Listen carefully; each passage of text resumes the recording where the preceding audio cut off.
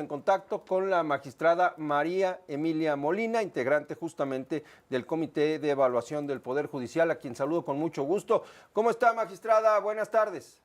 ¿Qué tal? Buenas tardes, Primitivo. Muchas gracias por el espacio. A ver, magistrada, ¿por qué no se va a acatar esta determinación del Tribunal Electoral del Poder Judicial?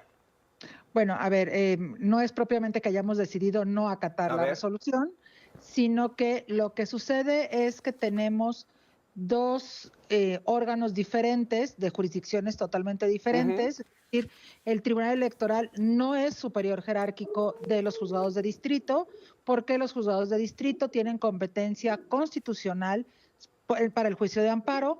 Y el Tribunal Electoral tiene competencia constitucional exclusivamente para temas electorales.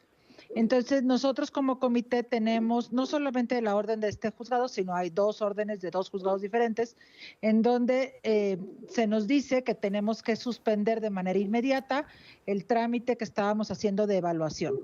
Eso nos había notificado antes, por eso fue que se emitieron los acuerdos, donde nosotros no ordenamos la suspensión, simplemente acatamos en obediencia a ese mandato judicial y suspendimos. Y ahora nos acaban de notificar el día de hoy una resolución del Tribunal Electoral, que es justo a la que se ha hecho mención, donde se dice se tiene que reanudar de inmediato. Esto quiere decir que tenemos dos órdenes judiciales de órganos totalmente independientes, las dos válidas, las dos vigentes, pero contradictorias. Entonces, acatar una implica desobedecer la otra. Y nosotros no podemos decidir, porque nosotros seguimos creyendo que estamos en un Estado de Derecho, no podemos decidir nosotros como autoridad a quien se le está dando una orden, cuál de las dos es la que vale más, porque no hay jerarquía entre los dos órganos. Entonces lo que hicimos fue hacer una solicitud de ejercicio de facultades previstas en el artículo 11 de la Ley Orgánica del Poder Judicial de la Federación, a la Suprema Corte. Esto puede sonar como muy técnico, pero en realidad es decirle al Pleno de la Suprema Corte que ellos sean los que nos digan a nosotros cuando hay este conflicto de competencias, donde hay dos resoluciones contradictorias que están igualmente vigentes y que son digamos de la misma jerarquía. Entonces, la Corte es la que debe decir a cuál de las dos competencias corresponde, y el comité lo que está pidiendo es que sea el Pleno de la Corte quien defina cuál de las dos resoluciones es la que debemos obedecer. Eso es lo que hicimos. No dijimos que no vamos a acatar ninguna de las dos, sino que pedimos a la Corte, todavía no, apenas lo presentamos, todavía no tenemos una respuesta ni siquiera de si lo han admitido, pero eso es lo que estamos pidiendo nosotros para que sea la Corte quien lo diga. A ver, entonces, cuando dice la magistrada Mónica Soto que no hay lugar para el fallo del juez primero de Distrito de Michoacán, Sergio Santamaría Chamú, porque es una autoridad incompetente y menor, ¿es un error? Bueno, la Constitución lo que establece, yo no podría valorar lo que dice la señora magistrada, pero bueno, son cuestiones de criterio, pero la Constitución lo que establece claramente son competencias diferentes, y el Tribunal Electoral, la Sala Superior, no es superior jerárquico de ningún juez de distrito, porque no tiene competencia en materia de amparo, solo por eso. El otro punto importante, y que ayer nos mencionaba Felipe de la Mata, y se planteó también durante la discusión en el Tribunal Electoral, es que según quienes votaron a favor de esta resolución, no existe cabida para que el juicio de amparo sea aplicado en temas electorales. ¿Qué responden ustedes?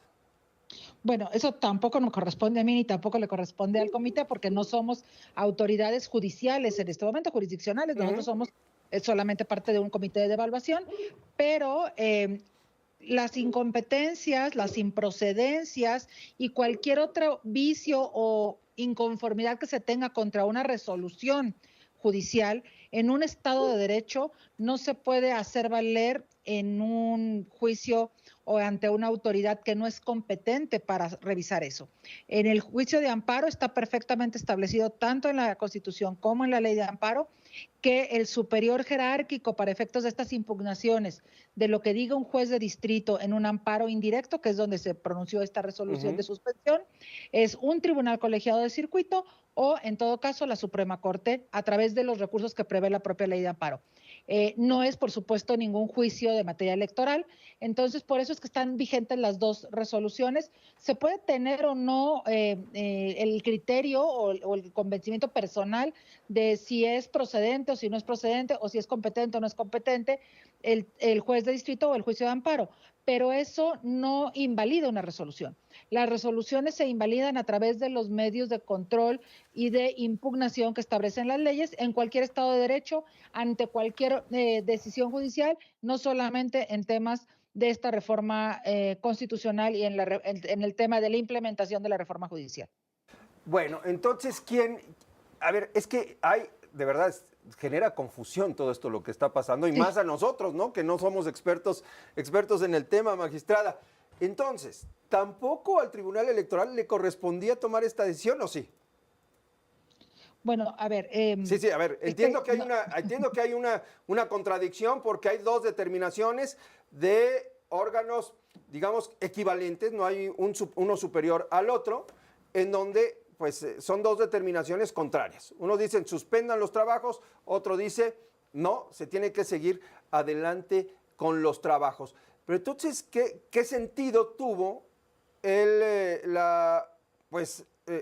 el Tribunal Electoral del Poder Judicial tomara cartas en el asunto? Bueno, eso habría que preguntárselo al Tribunal Electoral, pero lo que es un hecho y está en el propio proyecto que se hizo público, que es así como está en el engrose, es decir, en la resolución ya fallada y firmada y que nos fue notificada, es que la resolución del juez de distrito, es decir, la que ordenó la suspensión, no es un acto impugnado ante el Tribunal Electoral, es decir, la validez de esa resolución no era materia de ese juicio y por tanto, pues bueno, eso no se pronunció realmente de fondo, porque además considero que conforme a la Constitución no tienen competencia, ¿no? El acto que era impugnado eran los actos del comité, y los actos del comité son en acatamiento a órdenes judiciales de jueces de distrito.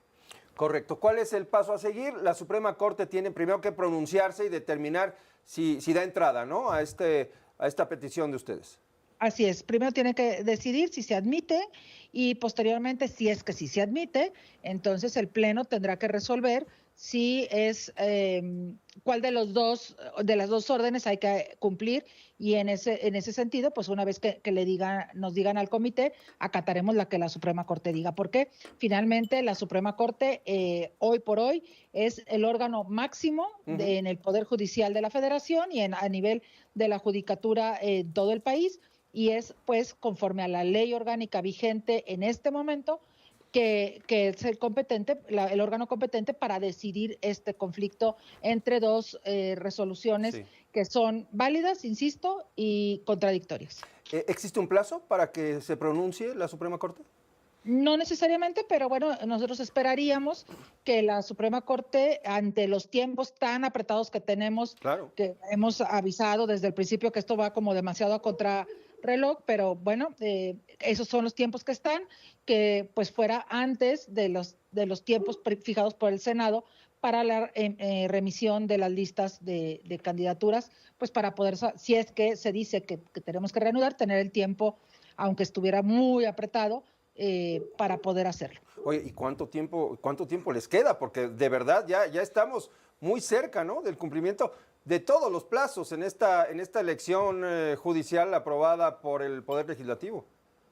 Sí, bueno, realmente la fecha que está señalada es que el 7 de febrero el Pleno de la Suprema Corte, no el comité, el Pleno de la Suprema Corte tiene que remitir al Senado. Bueno, ya veremos qué es lo que va pasando, qué tiempos nos dan y cómo podemos ir acatando las órdenes que nosotros, insisto, estamos convencidos que tiene que ser desde toda una estructura de Estado de Derecho, porque el Estado de Derecho, si se destruye completamente, entonces ya no vamos a tener nada que sostenga la democracia. Ese es el fondo, que se cumpla con las leyes y que se proteja justamente el Estado de Derecho. Por lo pronto, corren los tiempos, el plazo fijado pues es prácticamente en 2 semanas, entonces urge realmente que la Suprema Corte se pronuncie al respecto. Magistrada, yo le agradezco mucho que nos haya tomado esta comunicación y platicar con usted para la audiencia de Grupo Fórmula. Al contrario, muchas gracias por el espacio y pues por permitirme también aclarar un poco los puntos de quién y qué es lo que ha hecho cada una de las autoridades. Eso es fundamental, porque en esta historia de verdad que hay mucha confusión, hay mucho enredo, es ahora sí que solo para iniciados y a veces ni los iniciados lo entienden, ¿eh? Sí, claro, entiendo perfecto que está muy complicado, incluso para quienes nos dedicamos al tema jurisdiccional, pero bueno, estos espacios que nos hacen favor de abrirnos para que la sociedad se pueda entender un poco más y que pues también se asome un poquito a lo que dice el propio texto constitucional, a lo que no solo creernos las historias de que cada quien vamos contando, sino pues darles un poco más de información. Creo que es vital para que toda la sociedad pues sepa y pueda tomar sus propias opiniones. Gracias, magistrada. Buenas noches. Al contrario, muchas gracias a ustedes. Y bueno, mientras el...